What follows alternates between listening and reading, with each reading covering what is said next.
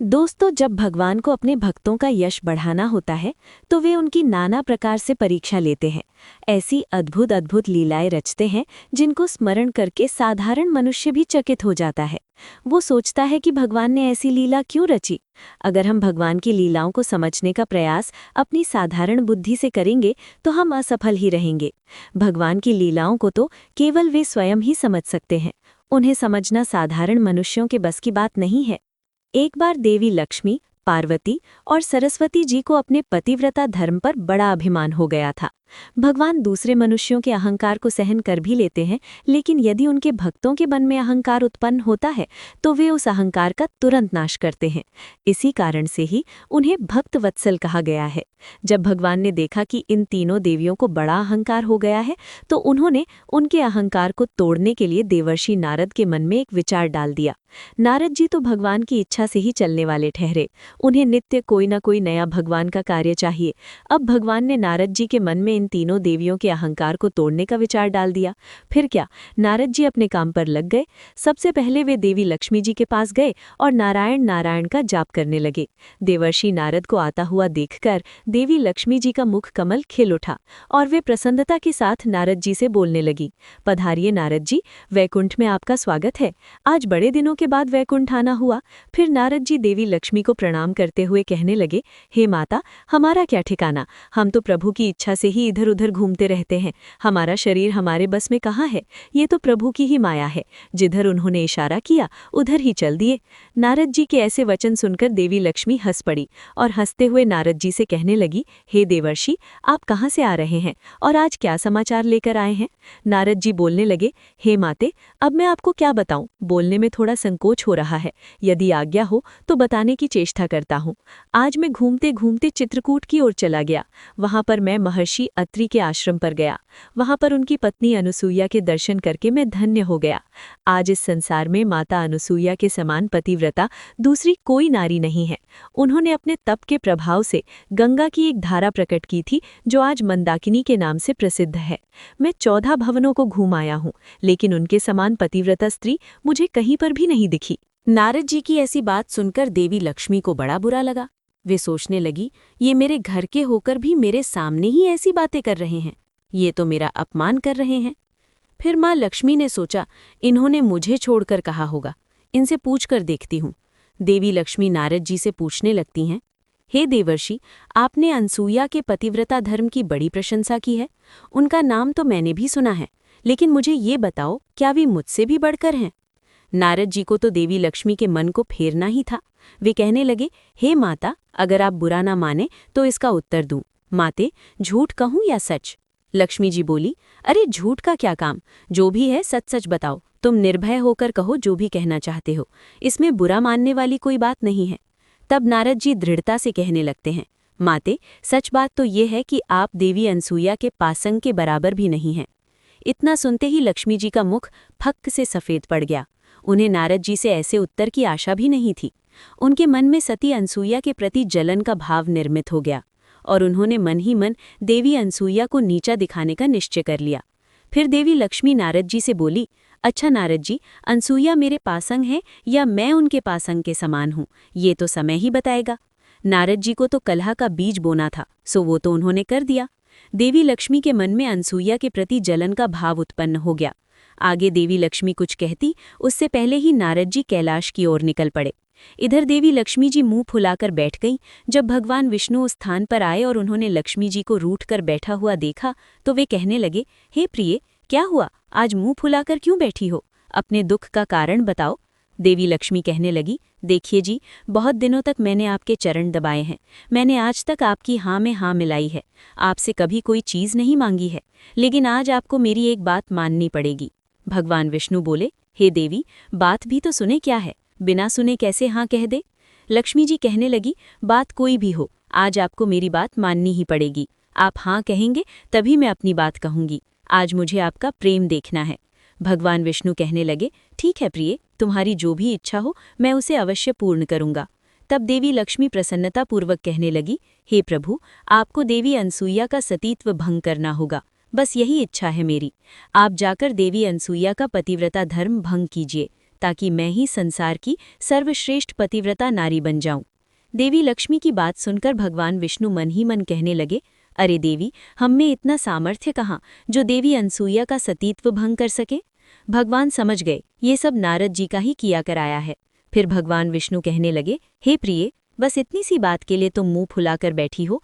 हम अभी जाते हैं और जब तक इस कार्य को पूरा नहीं कर लेंगे तब तक लौट कर नहीं आएंगे।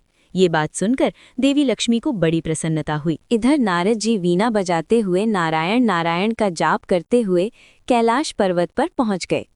वहां पर देवी पार्वती अकेले बैठकर पूजा कर रही थी। नारद जी को देखकर उन्होंने उनका स्वागत किया और उन्हें खाने के लिए एक मोदक दे दिया। नारद जी कहने लगे, हे माते, ये मोदक तो अमृत का बनाया हुआ लग रहा है, बड़ा ही स्वादिष्ट है, किंतु इसमें माता अनसुईया के यहाँ जैसा स्वाद था वैसा स्वाद ही नहीं है।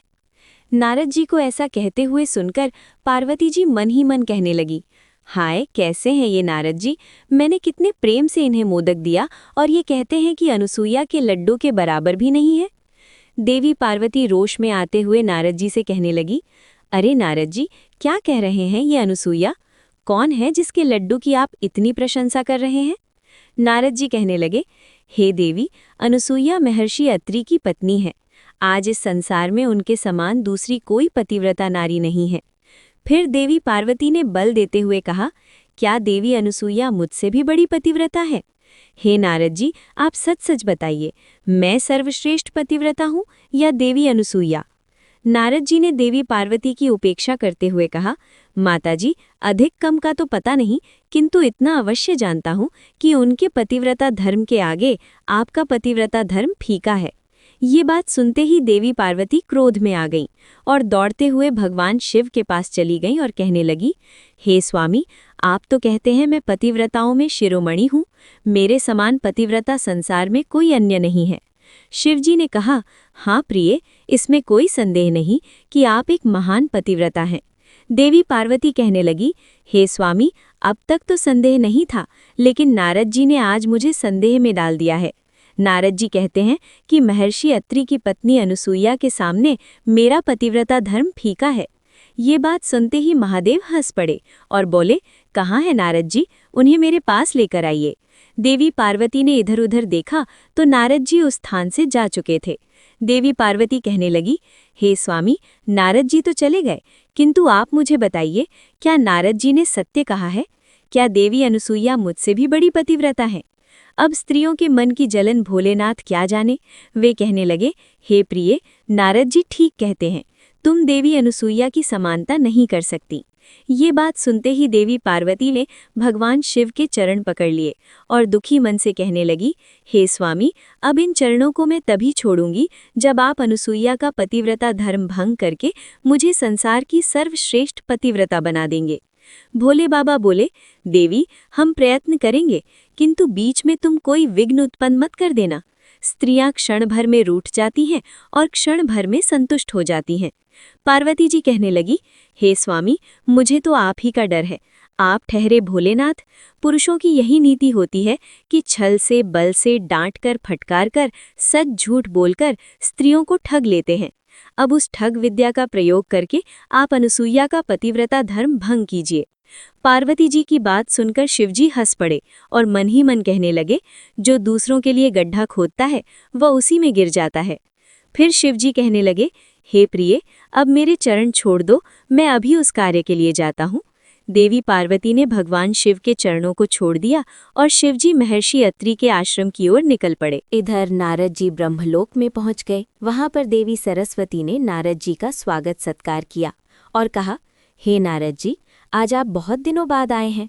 आज अवश्य ही कोई महत्वपूर्ण समाचार लेकर आए होंगे।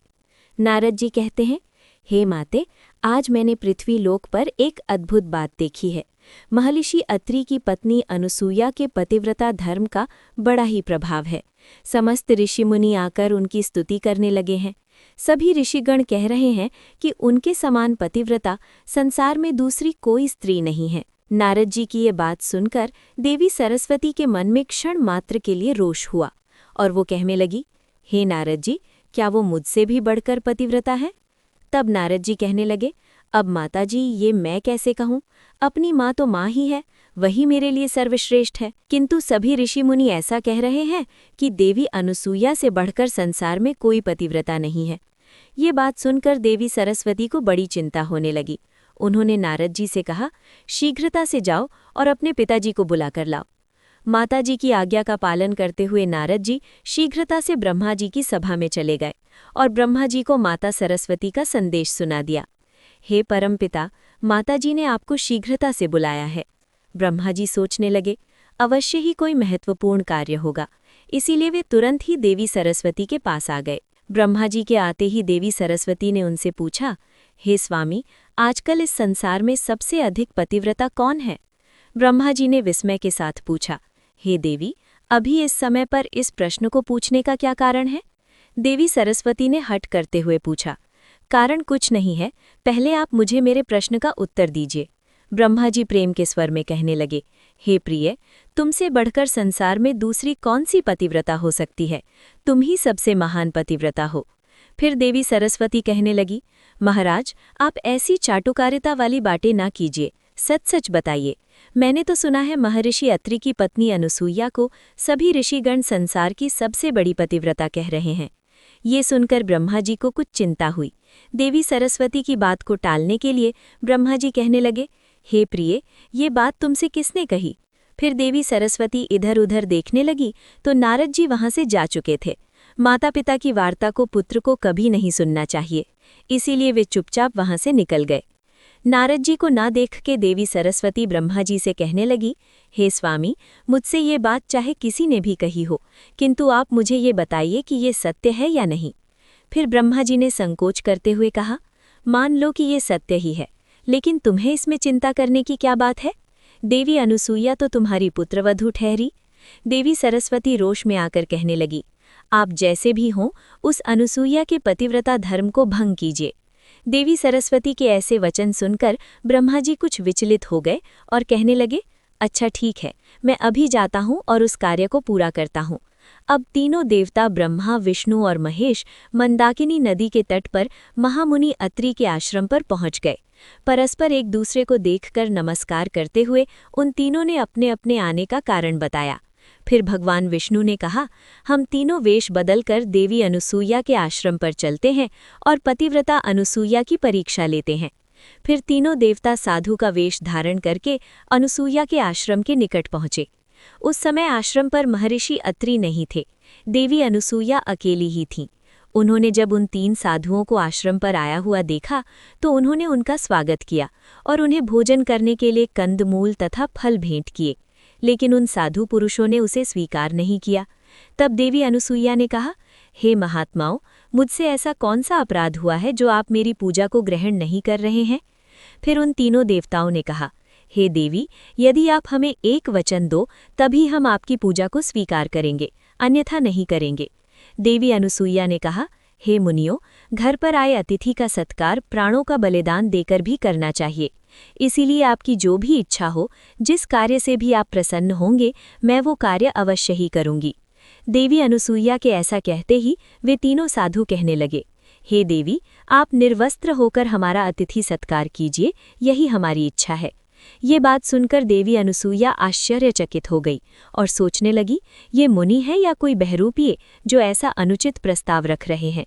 देवी अनुसूया ने अपनी दिव्य दृष्टि से सब कुछ देख लिया तो उन्हें समझ में आ गया कि मामला क्या है। वो कहने लगी, हे मुनियों, मैं आपका निर्वस्त्र होकर सत्कार करूंगी यदि मैं सच्ची पतिव्रता नारी हूँ, यदि मैंने भूल से स्वप्न में भी पराये पुरुष का विचार ना किया हो, तो ये तीनों साधु 6-6 महीने के दूध पीने वाले बच्चे बन जाएं। देवी अनुसूया के इतना कहते ही वे तीनों साधु 6-6 महीने के बालक हो गए। देवी अनुसूया ने उन्हें निर्वस्त्र होकर स्तनपान कराया और सुला दिया। इतने में ही महामुनि अत्रि उस स्थान पर आ गए। उन तीन छोटे छोटे बालकों को कुटिया में देखकर वे आश्चर्यचकित होकर कहने लगे, हे देवी, ये तीनों अत्यंत सुंदर मनोहर रूप वाले बालक किसके हैं? देवी अनुसूया ने कहा, हे स्वामी, ये आपके ही बच्चे हैं, भगवान ने स्वयं आप पर कृपा की है। मुनि अत्रि ने अपनी योग शक्ति से देखा तो उन्हें भी सारा रहस्य समझ में आ गया। अब वे तीनों देवता बालक के रूप में क्रीड़ा करने लगे। माता अनुसूया उन्हें खिलाती पिलाती प्यार करती। वे तीनों बालक अपनी माता के साथ बड़ी ही प्रसन्नता से खेलने कूदने लगे थे। इधर अनेक दिन बीत जाने के बाद भी उनके पति लौटकर नहीं आए, तो तीनों देवियों को चिंता होने लगी। तीनों देवियां अपने अपने स्थान से निकलकर अपने स्वामी को ढूंढने के लिए पृथ्वीलोक पर आ गईं। सौभाग्य से तीनों देवियों की भेंट चित्रकूट में हुई। वहां पर तीनों ने एक दूसरे को अपना अपना दुख बता दिया। लक्ष्मी जी ने देवी पार्वती से पूछा, आपको सती अनुसूया के बारे में किसने बताया? देवी पार्वती कहने लगी, मुझे नारद जी ने बताया। देवी सरस्वती ने भी कहा, नारद जी ने ही मेरे कान भरे हैं। देवी लक्ष्मी कहने लगी, नारद जी ने ही हम तीनों को फंसाया है। यदि वो कहीं मिल जाएं तो उनकी अकल ठिकाने पर लाती हूँ। उसी स्थान पर नारद जी प्रकट हुए और उन्होंने दूर से तीनों देवियों को प्रणाम किया। देवी लक्ष्मी गुस्से को दबाते हुए कहने लगी, वाह नारद जी, बहुत सही समय पर आए हैं। दूर क्यों खड़े हैं? आपकी ये वीणा तो बड़ी सुंदर है, तनिक देखूं तो। नारद जी को सब समझ में आ गया। वे कहने लगे, हे देवियों, मेरा अनुष्ठान चल रहा है, इसीलिए मैं किसी के पास जाकर बात नहीं करता हूँ, खासकर स्त्रियों के पास तो कदापि नहीं। रही वीणा की बात, तो ये मुझे बहुत प्रिय है, मैं इसे किसी को नहीं देता। इतना कहकर नारद जी वहां से जाने लगे। नारद जी को जाता देख तीनों देवियां घबरा गईं और बड़ी ही कोमल वाणी में कहने लगी, नारद जी, आपको हमारी मेरी सौगंध, अपने पिता की सौगंध, आप यहाँ से चले मत जाना। देवी लक्ष्मी कहने लगी, आप अवश्य जानते हो तीनों देवता कहाँ चले गए हैं।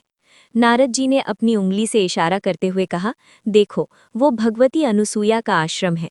वे तीनों देवता उसी आश्रम में खेल रहे हैं। देवी पार्वती कहने लगी, अरे नारद जी, आप सब जानते हैं, हम इस आश्रम में जाना चाहती है, कैसे जाएं? भगवती अनुसूया क्रोधित तो नहीं हो जाएंगी? हमें उनका बड़ा भय लग रहा है। नारद जी बोले, हे माताओं, आप भूल कर भी आश्रम में कदम मत रखना, नहीं तो देवी अनुसूया आप तीनों को भस्म कर डालेंगी। ये सुनकर तीनों देवियां घबरा गईं और बोलीं, हे नारद, अब विनोद मत कीजिए, सच सच बता दीजिए। नारद जी हंसते हुए बोलने लगे, हे माताओं, उन तीनों की बोलती बंद है। वे तीनों स्तनपान करते हैं और खिलखिलाते हैं। देवी अनुसूया जहाँ बिठाती हैं बैठते हैं, जहाँ पर सुलाती हैं सोते हैं। अब आप तीनों अपने अपने पतियों की आशा छोड़ दीजिए। 20 वर्ष में जब वे बड़े हो जाएंगे, तब देवी अनुसूया उनका विवाह कर देंगी। फिर देवी लक्ष्मी जी बोली, अब हम समझ गए, अनुसूया के समान संसार में दूसरी कोई पतिव्रता स्त्री नहीं। किंतु अब आप ही बता दीजिए, हम अपने पतियों से कैसे मिल सकते हैं? नारद जी बोले, पश्चाताप से सभी पाप धुल जाते हैं। अब एक ही उपाय है, आप सभी देवी अनुसूया की शरण में जाइए, वही आपके दुख दूर कर सकती हैं। फिर तीनों देवियां माता अनुसूया के आश्रम पर जाती हैं तो देखती हैं कि तीनों देवता बच्चों के रूप में खेल रहे थे। देवी अनुसूया उस स्थान पर नहीं थीं, वो स्नान करने के लिए गई थीं। देवी लक्ष्मी भगवान विष्णु को देखकर कहने लगती हैं, हे स्वामी, क्यों ढोंग करते हो? आप कृपा करके वापस आ जाइए। भगवान तो देवी अनुसूया के तप के वश में थे, इसीलिए वे उन्हें बिना पूछे नहीं आ सकते थे। थोड़ी ही देर में देवी अनुसूया उस स्थान पर आ जाती हैं। उन्हें देखकर तीनों देवियां उनके सामने आकर खड़ी हो जाती हैं और पुकारने लगती हैं, माताजी, क्या हम कुटिया के भीतर आ जाएं? फिर देवी अनुसूया ने उनसे पूछा, हे देवियों, तुम कौन हो और किस कारण से यहाँ पर आई हो? तीनों देवियों ने करुण स्वर में कहा, हम आपकी पुत्र वधू हैं। देवी अनुसूया ने कहा, अरे, बहुओं को अपने घर में क्या पूछना, अंदर आ जाओ, ये तुम्हारा ही घर है। ये सुनकर तीनों देवियां लज्जाती हुई कुटिया के भीतर आ गईं और माता अनुसूया को प्रणाम करने लगीं। उतने में ही मुनि अत्रि भी उस स्थान पर आ गए। मुनिवर ने देवी अनुसूया से पूछा, देवी, ये तीनों स्त्रियां कौन हैं? ये बड़ी तेजस्वी दिखाई पड़ रही हैं। अनुसूया माता ने कहा, हे स्वामी, ये हमारी पुत्र वधू है, अपने पतियों के दर्शन करने के लिए आई हैं। मुनिवर कहने लगे, हे देवी, तुम तो बड़े कौतुक रच रही हो, अभी अभी तो पुत्र उत्पन्न किए हैं, वे पूरे 6 महीने के भी नहीं हुए, तुमने पुत्र वधू भी बना दी। हाथ हाथ भर के पुत्र और 5-5 हाथ की बहुएं, ये कैसी विचित्र बात हुई? देवी अनुसूया कहने लगी, स्वामी, इसमें गलत क्या है? पुत्र से बड़ी बहू बड़े भाग्य लेकर आती है, ऐसी कहावत है। हमारे बच्चे भी एक दिन बड़े हो जाएंगे। ये सुनकर मुनि अत्रि हंस पड़े और सारा रहस्य समझ गए। तीनों देवियां सती अनुसुईया से क्षमा याचना करने लगी। हे देवी, हमें क्षमा कीजिए, हमसे बड़ी भूल हो गई। अब कृपा करके हमें हमारे पति लौटा दीजिए। देवी अनुसुईया ने कहा, मैं कहाँ मना कर रही हूँ, ले जाओ अपने अपने पतियों को गोदी में उठाकर, वहाँ सो रहे हैं। तीनों देवियों ने कहा, माताजी, अब हमें और लज्जित न कीजिए। तीनों देवियों का दुख देखकर माता अनुसुईया का हृदय पसीज गया और उन्होंने अपनी योग शक्ति से तीनों बच्चों को फिर से उनके पूर्व स्वरूप में ला दिया। तीनों देव अपने अपने स्वरूप में आकर खड़े हो गए। देवी अनुसुईया में उन सभी को प्रणाम किया और उनकी पूजा की। माता अनुसुईया की पूजा से तीनों देव अत्यंत प्रसन्न हुए और उन्होंने देवी अनुसुईया को वरदान मांगने के लिए कहा। देवी अनुसुईया कहने लगी, यदि आप तीनों देवता मुझ पर प्रसन्न हैं तो मुझे ये वरदान दीजिए कि आप तीनों मेरे पुत्र हो जाएं। तीनों देवताओं ने तथास्तु कहकर कहा, हम तीनों अपने अपने अंश में आकर तुम्हारे पुत्र के रूप में प्रकट होंगे। आगे चलकर तीनों देवताओं से भगवान दत्तात्रेय का जन्म हुआ। इस प्रकार से तीनों देवताओं ने देवी अनुसुईया को वरदान दिया और अपनी पत्नियों से पूछने लगे, अब बताओ, संसार में सबसे श्रेष्ठ पतिव्रता कौन है? तीनों देवियों ने लज्जाते हुए कहा, भगवती अनुसुईया ही पतिव्रता में सर्वश्रेष्ठ हैं। इनसे बढ़कर संसार में दूसरी कोई नहीं है। तीनों देवियों ने देवी अनुसुईया को ये वरदान दिया कि जो भी मनुष्य प्रातः काल में देवी अनुसुईया का स्मरण करेगा, उसे जीवन में धन, धान्य, बुद्धि, आरोग्य की प्राप्ति होगी। तो दोस्तों, इस प्रकार से माता अनुसुईया समस्त संसार में सर्वश्रेष्ठ पतिव्रता है। वे भगवान विष्णु, भगवान शिव और ब्रह्मदेव के दत्तात्रेय अवतार की माता है। आपको ये कथा कैसी लगी, कमेंट करके अवश्य बताएं। जानकारी अच्छी लगी तो वीडियो को लाइक ज़रूर करें, साथ ही चैनल को सब्सक्राइब करें। धन्यवाद।